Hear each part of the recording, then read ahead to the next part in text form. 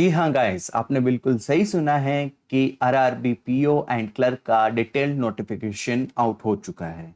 ग्रामीण बैंक भर्ती 2024 का नोटिफिकेशन आ गया है। आज के इस वीडियो में हम बात करेंगे कि टोटल वैकेंसी कितनी है, एग्जाम डेट क्या क्या रहेंगी और कट ऑफ क्या रहेगी, और एक दो ऐसी बातों पे हम आपका ध्यान आकर्षित करना चाहेंगे जो कोई भी नहीं करता है। ठीक है, क्या टोटल जो वैकेंसी दिखाई जा रही है, क्या उतनी वैकेंसी आपके लिए है? क्या आप उतनी वैकेंसी के लिए एलिजिबल हैं? क्या 9,000 प्लस जो वैकेंसी है, क्या सच में वो है या नहीं है? और भी बहुत चीजों के बारे में हम बात करेंगे। तो चलिए वीडियो की शुरुआत करते हैं। Welcome to ARD classes, turning dreams into goals. So hello students, ये रहा आपका आईबीपीएस का नोटिफिकेशन। इसको आप आईबीपीएस की वेबसाइट से डाउनलोड कर सकते हैं, साथ ही हमारे टेलीग्राम ग्रुप में जाके इसको डाउनलोड कर सकते हैं, जिसका लिंक आपको डिस्क्रिप्शन बॉक्स और कमेंट बॉक्स में पिन किया हुआ मिल जाएगा। ठीक है, हम कुछ इंपॉर्टेंट चीज़ों के बारे में बात करेंगे। सबसे पहले बात करते हैं इंपॉर्टेंट डेट्स के बारे में। तो जो आपकी फॉर्म फिलिंग होगी वो आपकी 7 से लेके 27 जून तक होगी, और इसी के अंदर आप पेमेंट्स वगैरह कर सकते हैं। ठीक है, उसके अलावा जो हमारा प्रीलिम्स का एग्जाम होगा वो अगस्त के फर्स्ट वीक के अंदर स्टार्ट हो जाएगा। तो मोस्ट प्रोबेबली उसका जुलाई के लास्ट वीक में एडमिट कार्ड आ जाएगा। अगर एग्जाम फ्यूचर में पोस्टपोन भी होते हैं तो आपका अगस्त के अंदर एडमिट कार्ड आ जाएगा। वैसे आईबीपीएस जो डेट्स अपनी बताती है उन्हीं डेट्स पे एग्जाम वो कंडक्ट करवाती है। ठीक है, अब बात करें प्रीलिम्स का जो रिजल्ट रहेगा वो हमारे या तो अगस्त के लास्ट वीक में आ जाएगा या सितंबर के फर्स्ट वीक में आ जाएगा, और जो मेंस एग्जामिनेशन होगा वो हमारा सितंबर के अंदर सितंबर के अंदर हमारा एडमिट कार्ड आ जाएगा, और सितंबर के लास्ट वीक के अंदर मोस्ट प्रोबेबली हमारा मेंस एग्जामिनेशन हो सकता है। उस नहीं, अगर सितंबर में नहीं हुआ तो अक्टूबर में हो जाएगा। यहां तक चीजें क्लियर है। ये हुई क्लर्क की बात। और सेमी प्रोसीजर पीओ के लिए चलेगा। ठीक है, लेकिन पीओ का जाके मेंस एग्जामिनेशन यहाँ पे अक्टूबर के अंदर आ जाएगा, मतलब अक्टूबर के अंदर एग्जाम हो जाएगा और उसका रिजल्ट रहेगा वो अक्टूबर के अंदर आ जाएगा।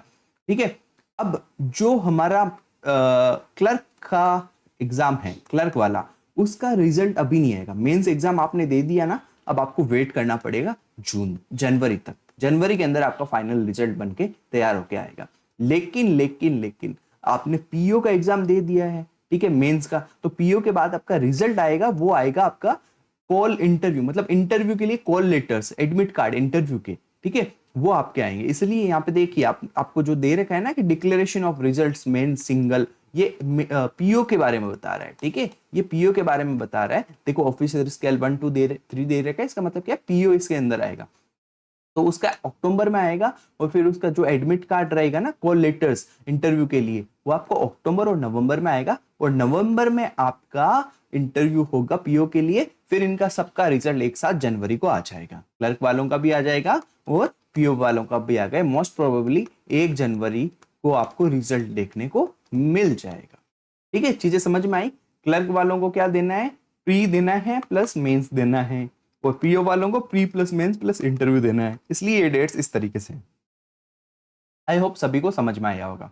ठीक है, अब हम बात करेंगे आगे। हम नोटिफिकेशन के अंदर देखो, आईबीपीएस अपना नोटिफिकेशन बहुत अच्छे से बनाता है। इन्होंने पूरी इंडेक्स बना दी है। ठीक है, और डायरेक्ट आप जो पॉइंट आप देखना चाहें आप उस पर क्लिक करके जाके देख सकते हैं। हम क्या करेंगे, हम इस नोटिफिकेशन को पूरा डिटेल्स में देखेंगे कि क्या क्या है, अपने अपने इंपॉर्टेंस जो चीजें रहेंगी वो मैं आपको बताता हो जाऊंगा। अब जैसे कि ये क्या है, ये है आपका पर्टिकुलर स्टेट का कौन सा बैंक पार्टिसिपेंट कर रहा है। ठीक है, और उसका हेड ऑफिस कहाँ पे है, और उसकी प्रेफर्ड लैंग्वेज कौन सी, उसने डिजायर्ड लोकल लैंग्वेज कौन सी मांगी है। ठीक है, जैसे कि ये आंध्रा का कोई बैंक है, ठीक है, इसका वारंगल में हेड ऑफिस है और उसने तेलुगु लैंग्वेज की डिमांड करी है। इसी तरीके से आप अपने स्टेट के अपनी कौन सी बैंक पार्टिसिपेंट कर रही है और उसकी क्या लैंग्वेज है वो आप देख सकते हैं, और अदर स्टेट का भी देख सकते हैं।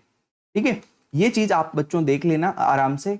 कौन से बैंक से, मतलब कौन से स्टेट से आपको फिल करना है, उसकी लोकल लैंग्वेज आपको आती है या नहीं है, और कौन सी रिक्वायर्ड लैंग्वेज है।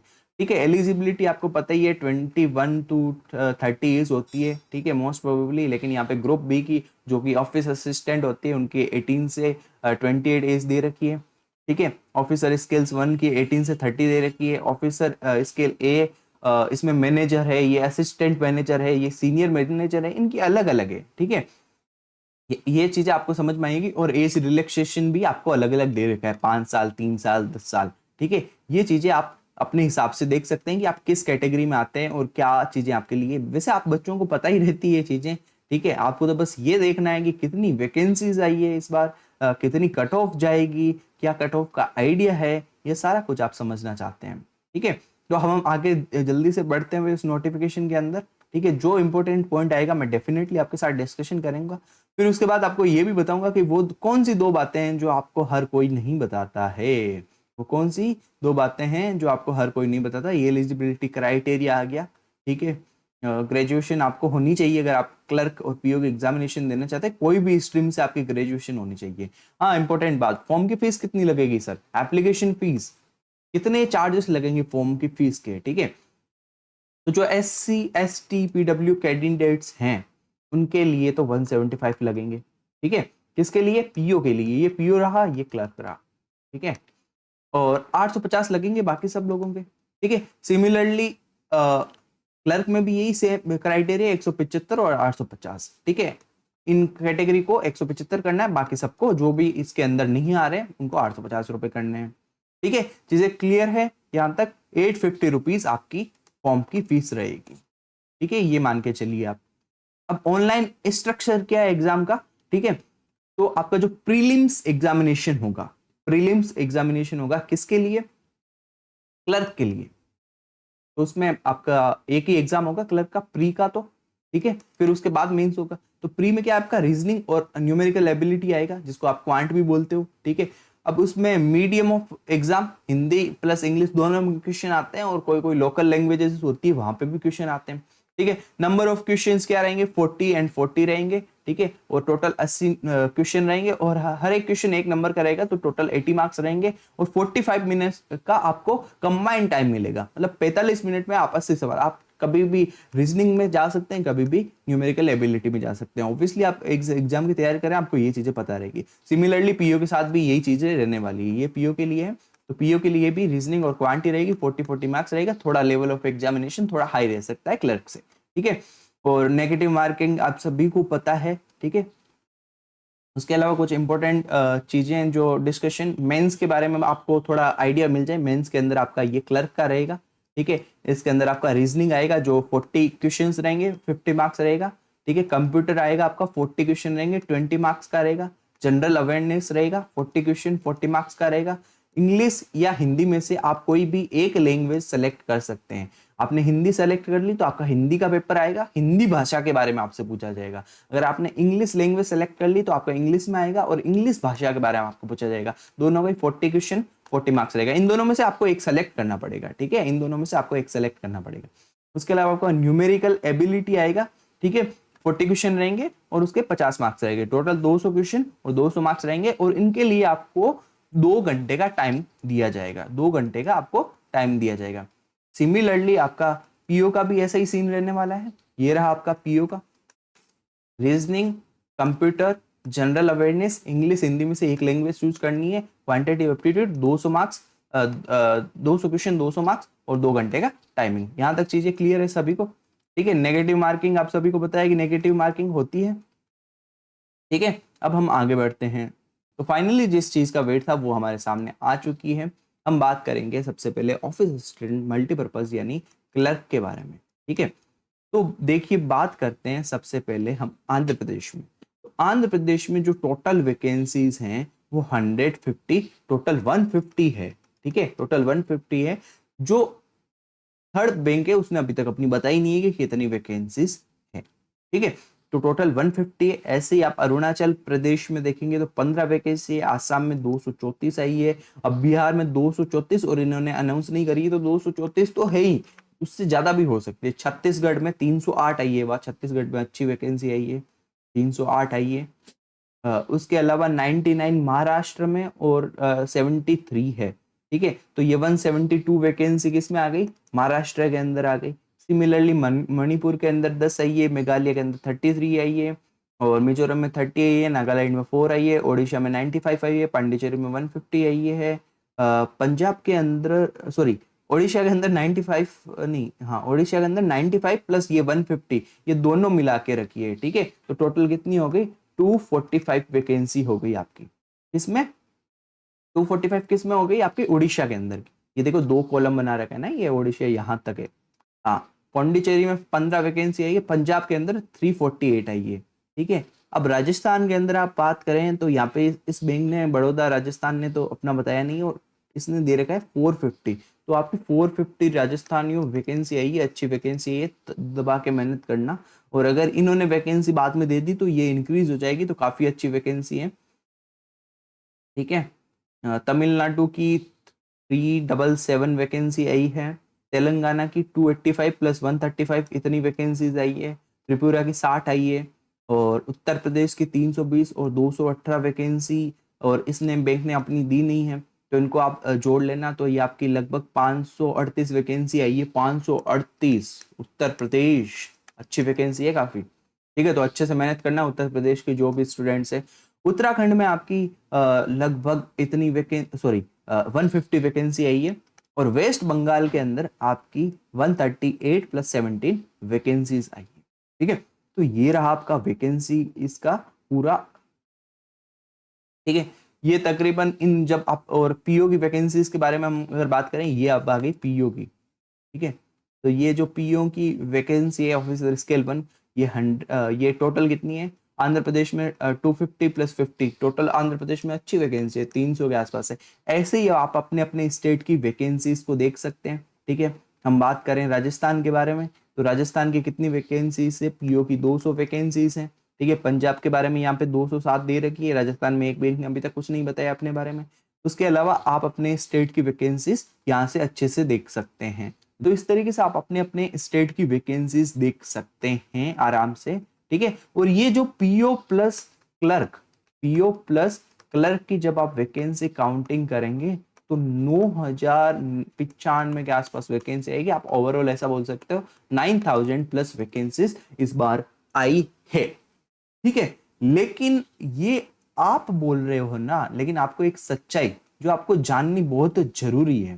ठीक है, ये नीचे जीबीओ की वैकेंसी है, ये आप अपने हिसाब से देख सकते हैं जो जीबीओ के एग्जाम दे सकते। ये पूरा डिटेल नोटिफिकेशन आप हमारे टेलीग्राम ग्रुप से भी डाउनलोड कर सकते हैं। तो स्टूडेंट्स, अब हम बात करते हैं कि आखिरकार वो 2 ऐसी कौन सी बातें हैं जो आप सभी को जानना बहुत इंपॉर्टेंट है, और वो आपको कोई भी नहीं बताता है। ठीक है, ये आपको समझनी पड़ेगी। अगर ये आप समझ गए तो डेफिनेटली आपका सिलेक्शन होगा।